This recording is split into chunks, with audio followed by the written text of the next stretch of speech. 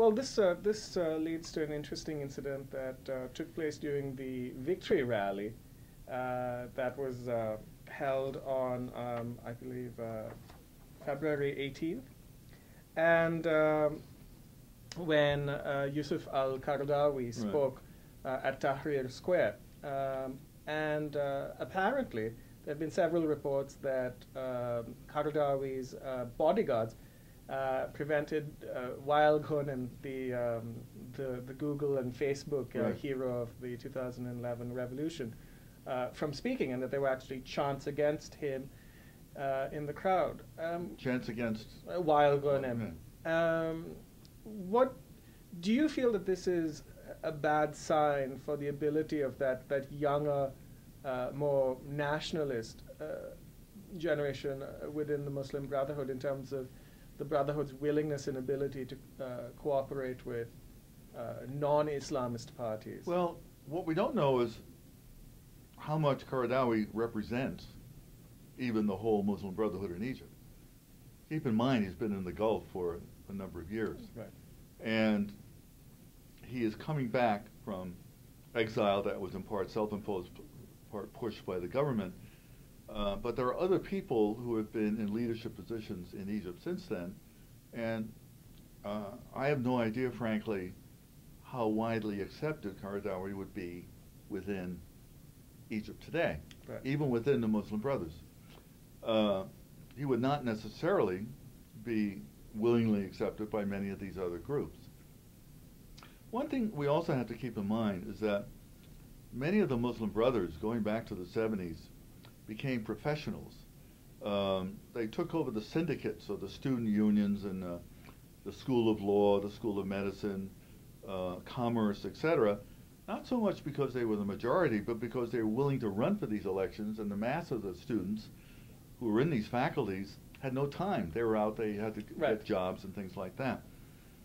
But they've also been exposed then to professionalization and to working within the economy and to dealing with people who are not Muslim Brothers. It's not like they've been an isolated society simply dealing with people like themselves. Unlike the earlier generation of Muslim Brothers who spent a lot of time in prison. That's right, that's right.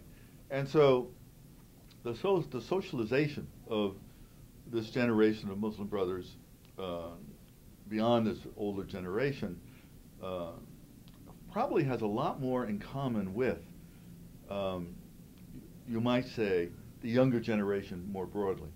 And what I do know is that there were people who were committed socialists in Egypt and who wanted a truly socialist economy but gave up on it once Sadat came in and you began to have this infitah policy in the 70s. One of them, for example, was a leading historian of modern Egypt, Tariq al-Bushri. He became a Muslim brother. Really? Now, we see this with some other people in Egypt, but we also see it elsewhere. And so the question that arose at the time, and I think it's still a valid one, he still is an active intellectual publishing, is did a person like Tariq al-Bushri really convert to the Muslim Brotherhood in terms of his ideology, or because of the Muslim Brotherhood's concern for society and its social welfare network, and that he could do more for that as a socialist by working within the Brotherhood to help in terms of soup kitchens, welfare, etc., than he ever could by arguing for a socialist society outside. And so there will be voices like this as well. And this means that we cannot simply take it for granted. One thing we must also remember is that, like Hamas, the Muslim Brothers have no links to Al-Qaeda. Right. They're not interested in this. It totally undermines what they wish to do. And the Muslim Brothers, unlike the Sayyid Qutb wing, the more extremist wing, are interested in their own societies and to the greatest degree possible bringing social justice, whether that leads to the absolute implementation of Sharia, which some people would like to have, and I think Qaradawi himself has talked about dhimmi status, going back to minority status for Christians. But most Egyptians wouldn't go along with that, I'm quite sure. And I think the Muslim Brothers if there ever is going to be real democracy and a constitutional democracy in one form or another and free elections, are going to have to accept that they can't simply insist on an Islamist society. Well, it seems that the Muslim Brothers, as you said earlier, are showing caution in their approach. They announced that they only plan to run for a third of the seats in Parliament, so essentially placing a voluntary limit on the extent of their, at least formal, political power.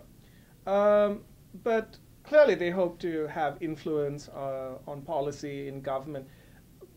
How do you see the kind of impact that the Brotherhood will have on Egypt's foreign policy? For example, will they demand the abrogation of the Camp David Accords with Israel, reevaluation of the relationship with the United States, these kind of core relationships that Egypt maintained under Mubarak and Sadat? Well, I would doubt they call for an abrogation of the treaty. But if the Muslim Brothers call for a reevaluation of relations with Israel and a more sympathetic stance towards the Palestinians and particularly towards the people in Gaza, and a changing of Egyptian policy about collaborating with Israel and the United States vis-a-vis what goes on in Gaza, the Muslim Brothers would have the support of the vast majority of the Egyptian people, probably about 90%. It's not just Muslims in Egypt or anywhere, Tunisia, where I've spent some time, and elsewhere. All the secular people agree with this as well. Excuse me. This is a bankrupt policy, and it should not continue.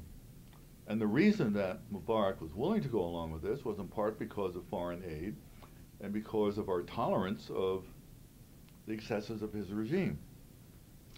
So on the Israeli side, you'll have the specter raised, well, you know, they'll break off the treaty and all. No, they won't. They'll adhere to the treaty, but they will take a much more independent position, Egyptians generally.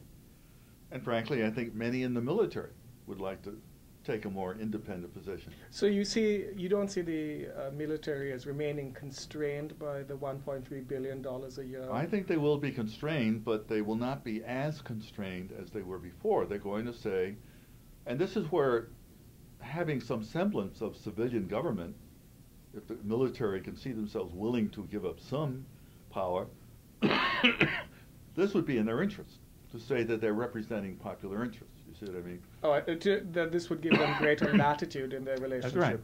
And greater credibility to say, look, you supported this. We have to deal realistically with what's going on the ground in Gaza and the way our people feel about it. Because the popular rage at what's been going on with respect to the Palestinians is transparent.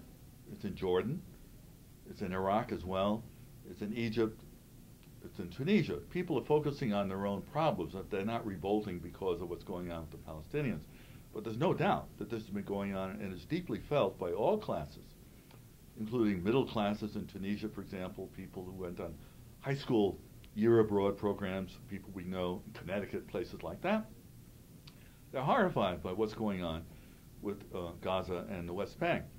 So all of these people would be very sympathetic to what they would see as a more independent policy where you're not kowtowing to America. Now, and so this means the Muslim Brothers would be quite in keeping in some attitude here of challenging this. Their sentiments would be more in agreement with the populace. But you're right, the military would have to be very cautious in terms of our Congress saying, well, you want that money or not? Right. And this also brings up the question of the military's own secular ethos, which has been very strong, essentially since, the 19th century, it seems, and certainly through the 20th.